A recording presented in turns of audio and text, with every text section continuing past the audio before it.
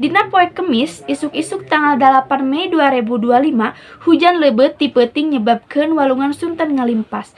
Nepi ka ngabanjiran imah-imah warga, jeung jangkung caina ngahontal 80 nepi ka 120 cm. Akibat tina kajadian ieu, leuwih ti 300 kakurilingan kulawarga ngungsikeun ka tempat anu leuwih aman, saperti masjid jeung sakola anu deukeut.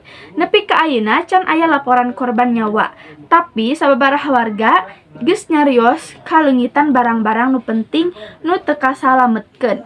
Pamarentah daerah ngaliwatan Badan Penanggulangan Bencana Daerah atawa BPBD DKI Jakarta geus nurunkeun tim evakuasi jeung bantuan logistik ti isu keneh. Warga terus ngingetkeun sangkan tetap waspada sebab perkiraan cuaca nyebutkeun hujan lebeut bisa jadi lumangsung dina sababaraha poe kahareup. Salain ti eta, sababaraha jalur transportasi sabudaran Cipinang Melayu oge kakaraeun teu bisa dilewatan ku kandaraan alatan cai nu teu aya surut. Pihak kapolisian geus ngalakukeun pangalihan jalan pikeun ngurangan kamacetan. Jeung teu saeutik oge warga nu ngayaan gotong royong pikeun nguatkeun tanggul darurat tina karung-karung leusina keusik pikeun nyegah banjir leuwih parah. Bantuan ti relawan jeung organisasi sosial terus ngalir.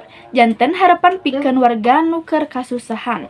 Urang sadayana bakal terus ngawasan kaayaan ieu jeung nyayogikeun informasi panganyaran pikeun anjeun sadayana. Mugia warga anu kekeunaan musibah dipaparingan kasabaran jeung kasalametan.